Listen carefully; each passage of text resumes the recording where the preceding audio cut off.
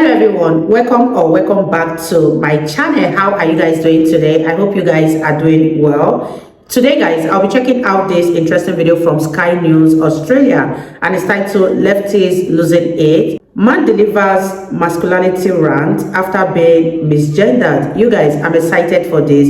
If you're yet to subscribe to this channel, please consider subscribing. And without much ado, let's see what Sky News Australia has for us in this video. And now it's time for Lefties Losing It. Let's check in with Gwen Walls, the wife of Kamala Harris's VP pick, Tim Walls.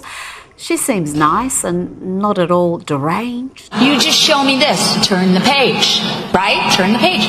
And you know what else that looks like? Bye-bye. Bye-bye, Donald Trump. We are turning the page. 52 days and we are turning the page.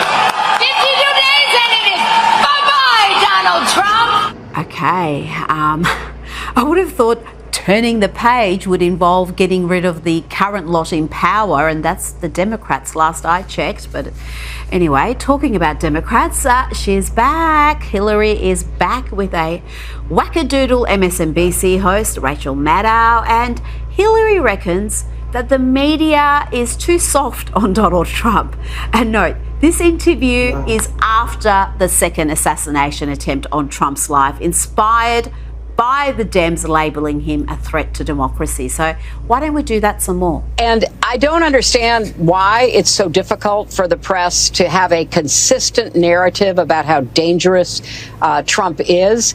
The late, great journalist Harry Evans one time said that, journalists should, really try to achieve objectivity. And by that, he said, I mean, they should cover the object. Well, the object in this case is Donald Trump, his demagoguery, his danger to our country and the world, and stick with it.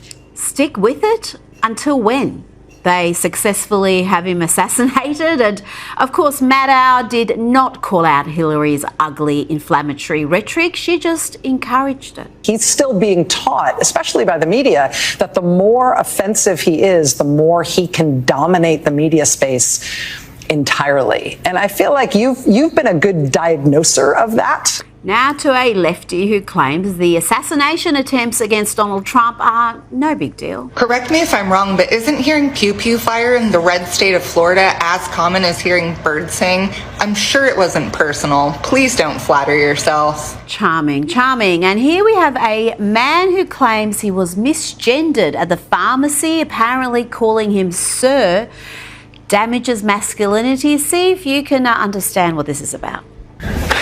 So I got served today at the pharmacy, and I'm not saying men can't look like this, because please go off, kings, but I'm not doing damage to masculinity.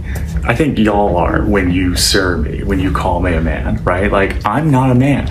Don't consider me for the pool of men. Done, dude, whatever you want. And here is Kamala Harris's stepdaughter, who is a far-left activist and a model. She is a professional model. She posted this to Instagram last week. It's a collaboration with fashion brand Tory Burch. They produce hideously ugly shoes, among other things. Oh my God, are you Ella Imha? Yeah. What song are you listening to right now? Well, I'm wearing a Tory Burch top, a Tory Burch skirt, Tory Burch heeled loafers, and obviously the Tory Burch Kira bag. Thanks, have a good one. Wait, what?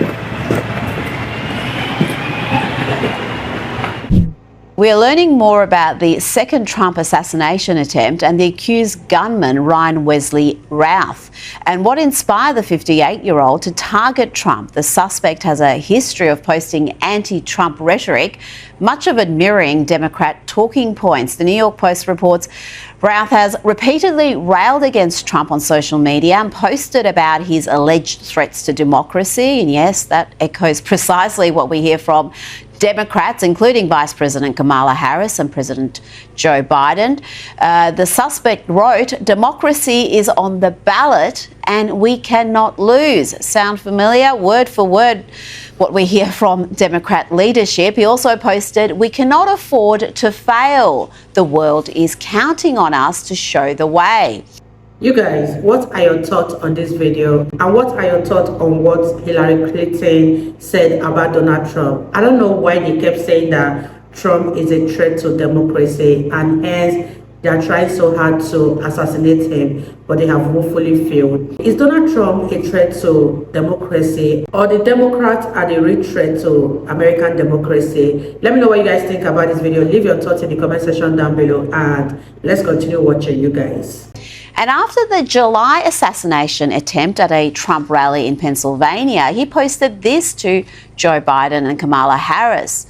He wrote, "You should visit the victims in the hospital of the Trump rally victims and attend the funeral of the firemen that died.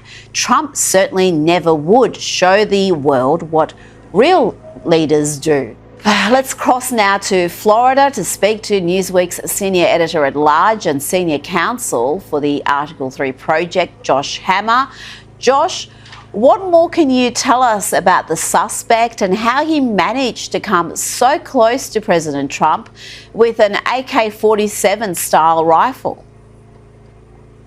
Rita, unfortunately, I do not have any good answers to the second question. I mean, what I can say, which I can conclude pretty close to West Palm Beach. I live about an hour from there, and I'm sure that you can conclude as well, living halfway around the world.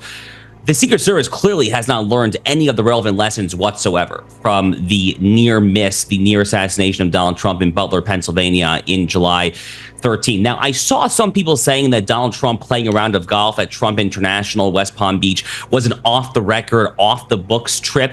I'm sorry, that is ludicrous. It doesn't matter whether it was on the record or off the record. Donald Trump spends the vast majority of his time in Palm Beach, Florida. And when he's not at Mar-a-Lago, he's probably and usually golfing at that very golf club. It's 10 minutes from Mar-a-Lago. It's his home club. It is freaking excusable for this to have possibly happened there. As far as the nature of the suspect himself, I think the social media track record, unfortunately, speaks for itself. This was actually a pretty known guy. The New York Times and Semaphore, two very well-known outlets in the U.S., both interviewed him. In fact, last year, he was on Fed's radar because he was traveling to Ukraine, trying to recruit Afghans fleeing the Taliban, trying to launder them through Iran to get to Ukraine to fight the Russians. He was extraordinarily zealous, unusually so, you might say, for the Ukrainian cause. But he was on the radar of law enforcement because he has 2 prior federal convictions as well, including for one gun charge back in 2002 in North Carolina when he was illegally owning a fully automatic weapon in violation of a Prohibition-era statute from the 1930s. To say this is inexcusable, Rita, I think would be an understatement. It's disgusting. I'm appalled. Thank God Donald Trump is safe. And almost miraculous again. He's been very lucky twice, this time around just because a Secret Service agent spotted the rifle. And you would think that would be a very eagle-eyed individual indeed in a golf course to spot that rifle and to take immediate action. Josh, last night I detailed some of the frankly reprehensible media coverage seeking to essentially blame Trump for the attempts on his life. That has continued. Have a look at this from The Atlantic, saying no other president has used an assassination attempt to inflame American politics the way Donald Trump does. Tom Nichols really does find new ways to humiliate himself.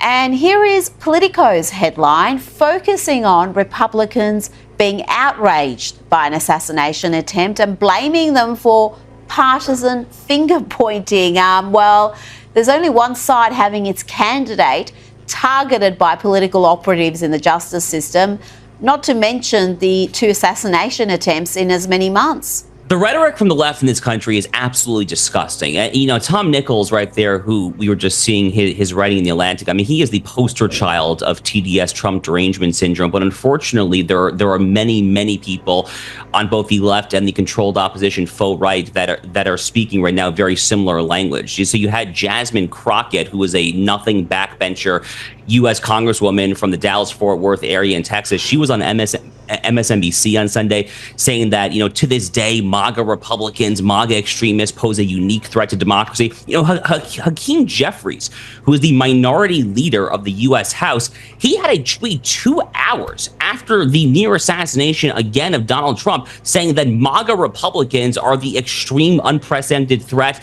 Project 2025, national abortion ban, all this stuff, which, by the way, not even true. Donald Trump has explicitly disavowed both of those things. And then Hakeem Jeffries actually doubled down in another post on X on Monday morning. So these people have no shame whatsoever. But to your other point, you know, it has not escaped many of us that the political violence and the attempts to assassinate political rivals, you know, it really is disproportionately, overwhelmingly, I would say nearly exclusively coming from the political left against the right. Floyd Lee Corkins back in 2012, who was a left-wing nutjob who was ginned up by MSNBC, tried to assassinate people at the Family Research Council, social conservative Christians in Washington, D.C. 5 years later, James Hodgkinson tried to assassinate half of the Republican congressional baseball team, almost fatally wounding Steve Scalise in the process. In 2022, Nicholas Roski flew from California to Maryland trying to assassinate Brett Kavanaugh after the Dobbs abortion leak opinion. Thank God he was arrested at the very last minute there. Audrey Hale, the transgender individual who shot the Covenant School, the Christian school in Nashville, the memo, the manifesto was suppressed. I could go on here. And now these 2 assassination attempts against Trump. But when will there be any accountability for what the left is doing in this country to get people not just to yell at their TVs, but to actually pick up arms and to try to assassinate their rivals? It is disgusting stuff.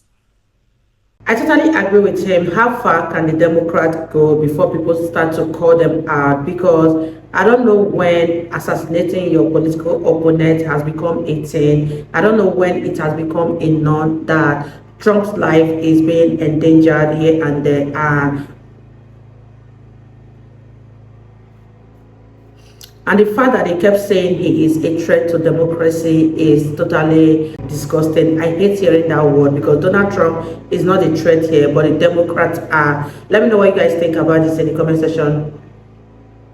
Let me know what you guys think about this video in the comment section down below. And I'll see you all in my next video. Bye, guys.